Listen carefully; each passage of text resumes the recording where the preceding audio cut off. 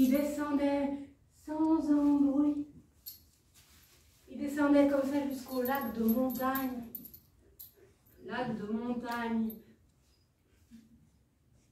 Les bouviers, les meneurs de bœufs, ils aimaient bien aller là parce que pendant que leurs bœufs buvaient, eux, ils faisaient tranquillement la sieste, appuyés contre un arbre.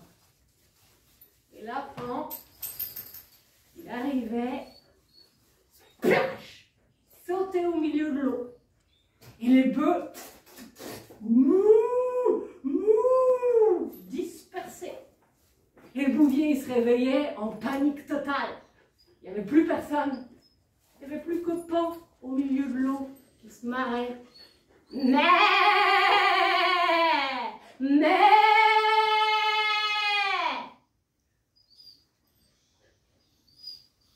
l'instant d'après, il n'était déjà plus là. L'instant d'après, il était sur l'autre flanc de la montagne.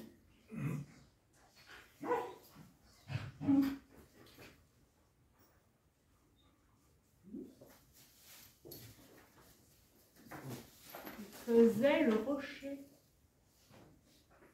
Il devenait rocher. Il se couvrait de lichen. Il chauffait au soleil. Et de temps en temps, comme ça, il sentait dans un buisson voisin, il sentait la chaleur d'un lièvre sur son flanc. Hop! Il chopait le lièvre, il le mangeait. Avec Pan, il n'y avait jamais de délai entre son désir et la réalisation de son désir.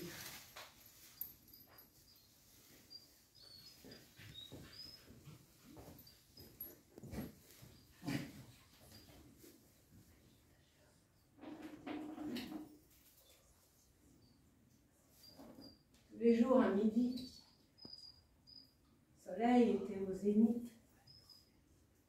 Le soleil touchait ses cornes. Le soleil se faisait liquide.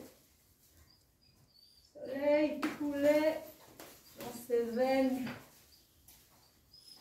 comme de l'or en fusion.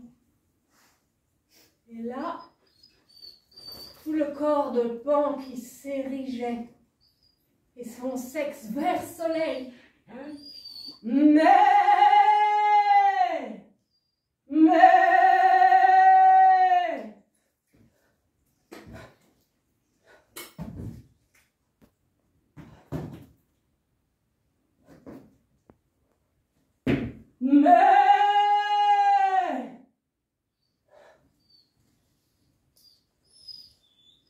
on saisissait tout ce qui passe.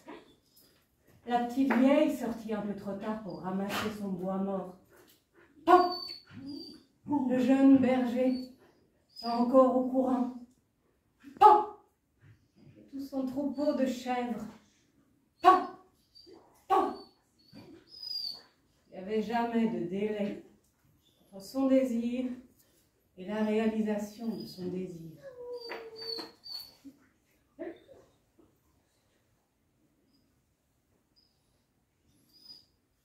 Puis, là, il finissait par baisser à l'horizon. Il Pan se calmait. Il se posait sur un rocher. Regardait en contrebas son troupeau de chèvres qui devenait vent, orchidées, chèvres, nuées d'oiseaux. Et c'est arrivé un soir où il était assis là sur ce rocher. Un soir, un jour, il n'a pas pu saisir ce qu'il désirait. Il était assis là et il a entendu dans le vent un son étrange.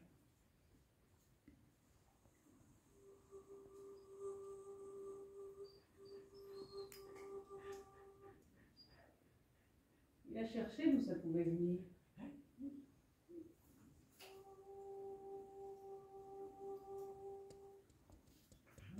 Ça venait du ruisseau en contrebas. Il y avait des lampes langues de brume qui flottaient au-dessus de l'eau, qui avaient l'air de danser. L'enfant, il a glissé sur le flanc de la montagne comme une brise. Il s'est caché derrière un rocher. Il a regardé.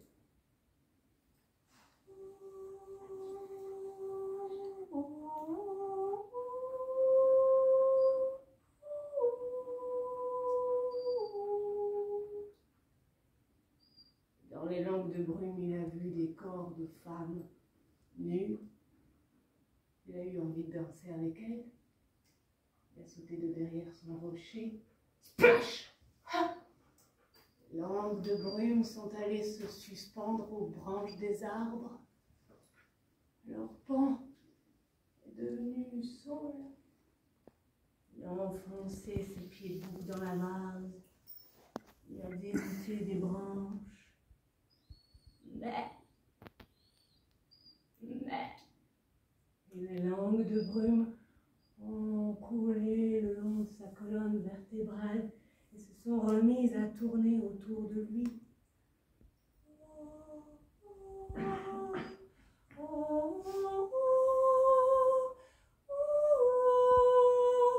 Mais là, il a vu un sein de brume. Il a eu envie de le toucher. Des hanches de brume.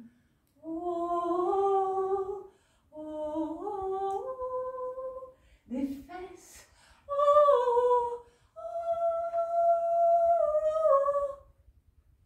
C'est là qu'il a reconnu Syrinx. C'était une nymphe des eaux. Syrinx, elle s'est mise à courir sur la berge. Elle a emmené Pan loin des autres nymphes, des langues de brume. Et Pan lui a couru après. Et à un moment, il a tendu les bras. Ses mains étaient toutes prêtes à saisir Syrinx par les hanches. Et Pan s'est retrouvé avec un bouquet de roseaux à la place de Syrinx. Il a arraché les roseaux. Le vent est passé dans les roseaux.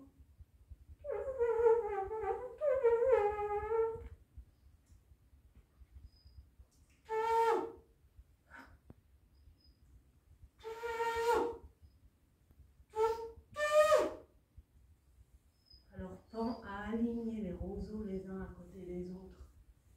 Il les a assemblés avec de la cire d'abeille. Et il a cherché une autre façon.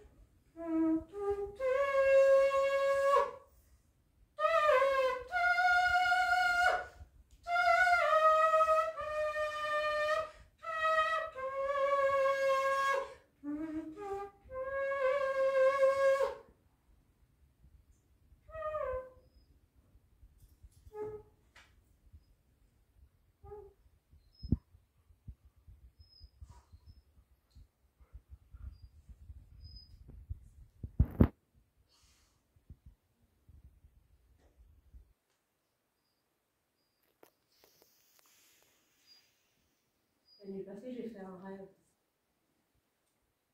Je marchais, j'étais dans la forêt, j'étais toute seule.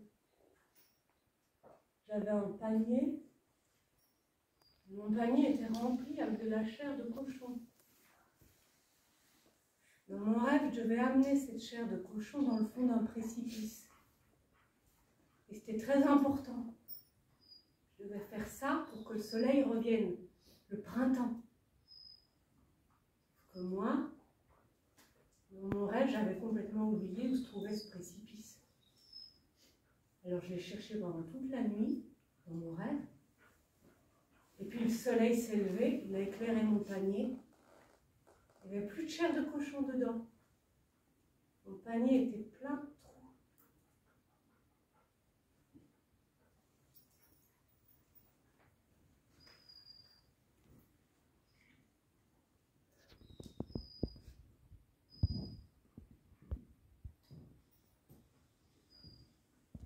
Déméter.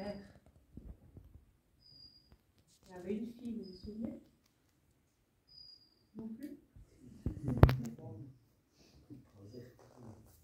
Comment? Proserpine. Proserpine ou Perséphone, ouais. Perséphone.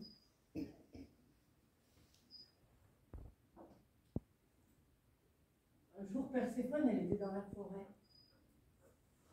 Elle cueillait des fleurs sauvages. Et pendant ce temps-là, sa mère, Déméter, elle tâtait les bourgeons du printemps.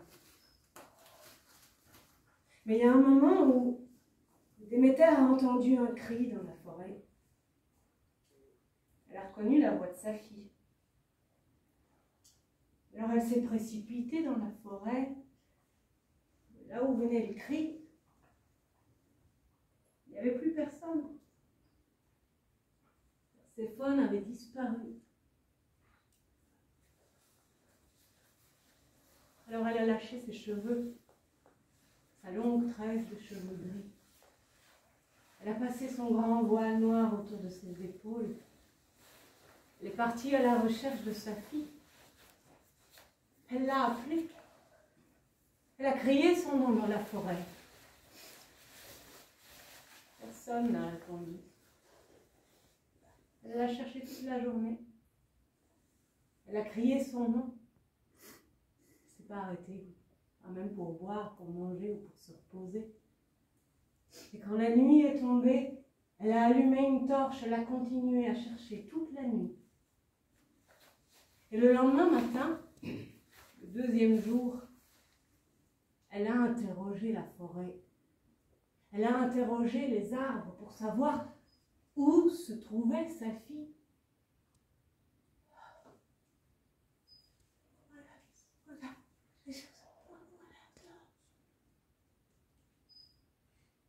Et Déméter n'a rien entendu.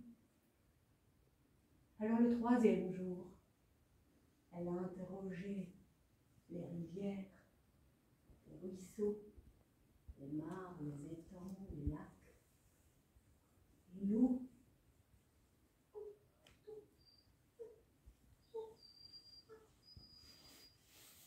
Et Déméter n'a rien entendu.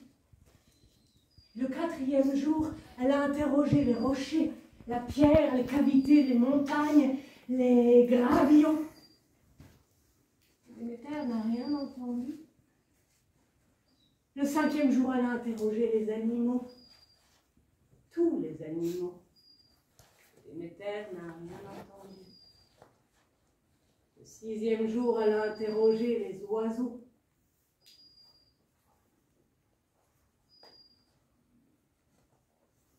Elle n'a rien entendu non plus.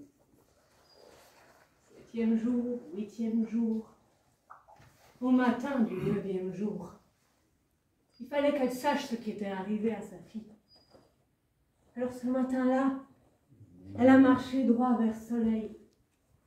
Elle a attendu que le soleil sorte complètement de terre.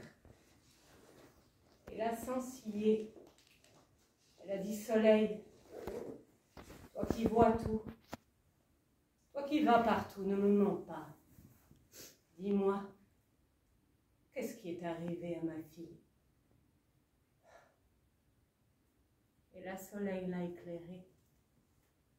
Et instantanément, la terre entière, le monde entier et Déméter, tout le monde a compris ce qui était arrivé à Perséphone.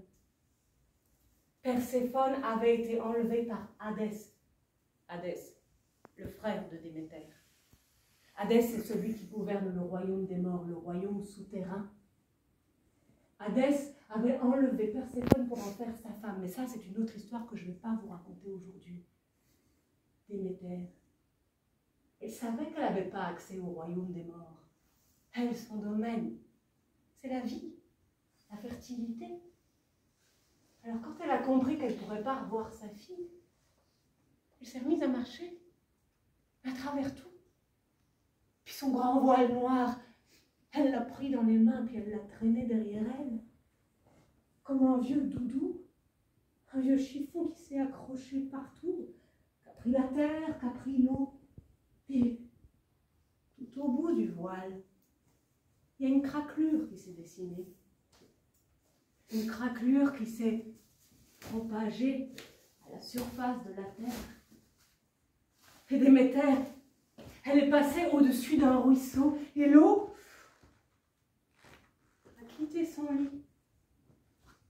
Déméter a traversé une forêt de feuillus et les feuillus,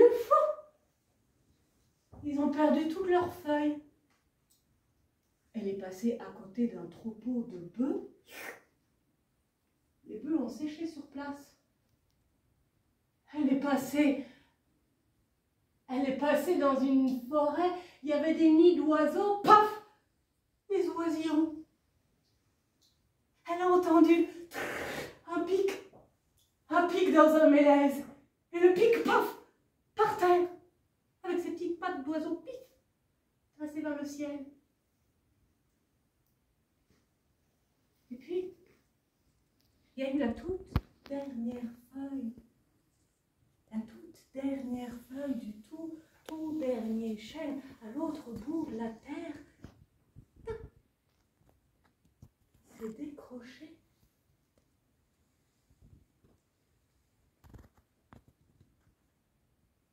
Et quand la toute dernière feuille de chêne a touché terre, Déméter s'est arrêtée.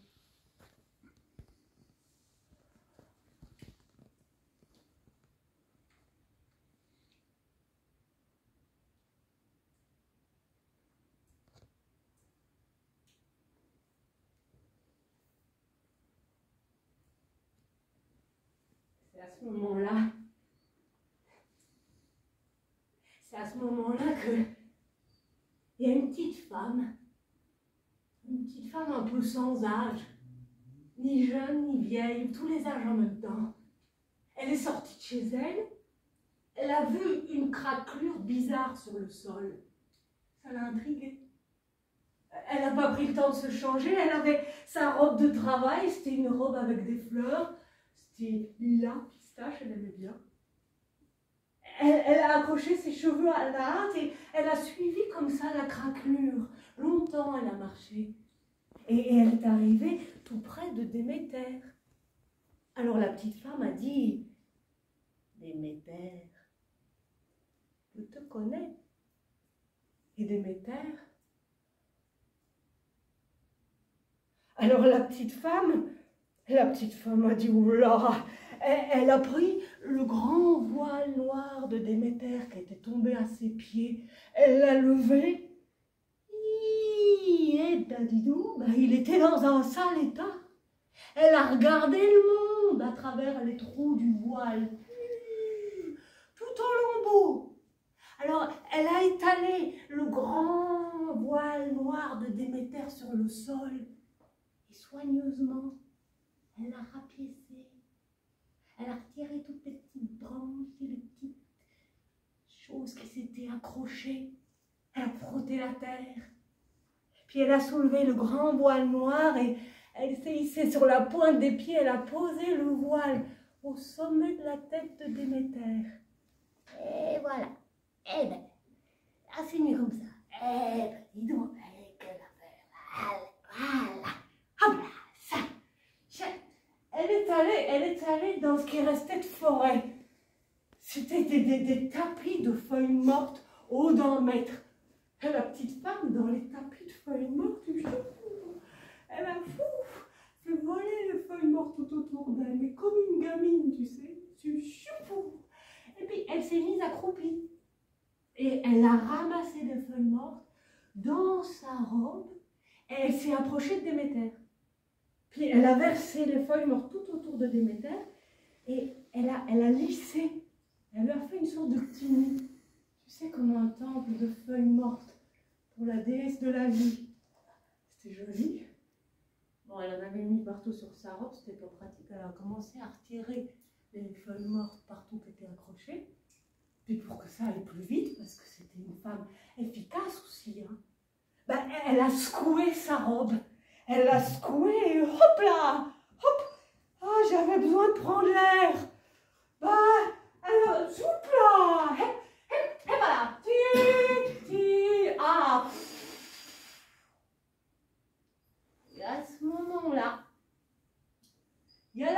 petite Déméter qui est revenue, la truie blanche.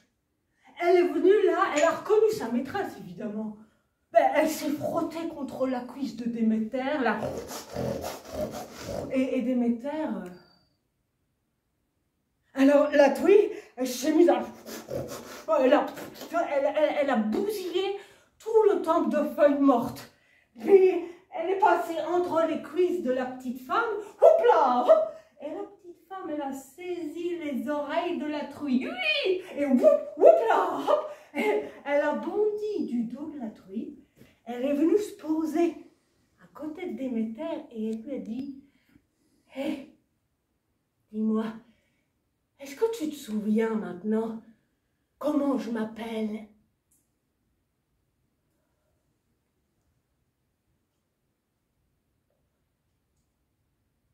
Eh oui, c'est ça, oui.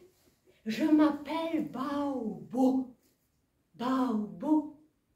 En grec, ça signifie cavité, ventre, sein. Et puis la petite femme, Baobo, a rajouté « Tiens, attends, déesse, j'ai quelque chose à te montrer. Regarde, tu te souviens d'où tu viens ?» Alors la grande déesse Déméter, elle a plongé sa tête entre les cuisses de Baobo, profondément. Et quand elle est arrivée là, elle a éclaté de rire. Mais tu sais, c'était un rire de déesse. Je ne peux pas vous le faire, moi. C'était un rire immense, un rire magistral qui s'est propagé à la surface du monde, qui a touché tous les êtres de la terre. Et au même instant, on a entendu le pic, les nuées d'oiseaux et l'eau qui s'est précipitée dans son lit. Alors Baobo, elle a regardé tout ça autour d'elle qui reprenait vie et elle a dit « Ah, bon !» Et puis Déméter, la grande déesse Déméter, elle a bâillé. C'est ce qui arrive parfois quand on rit très fort. Elle a bâillé, mais un bâillement de déesse immense. Alors Baobo s'est assise sur un rocher et puis elle a pris Déméter sur ses genoux. La grande déesse, tout contre la poitrine de Baobo. Et Baobo l'a bercé.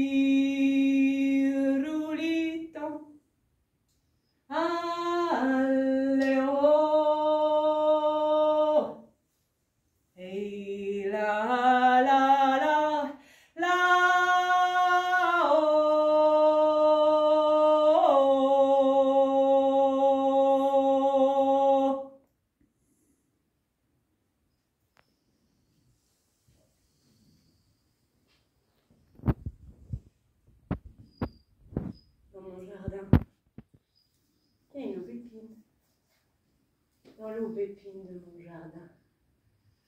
Il y a 3 oiseaux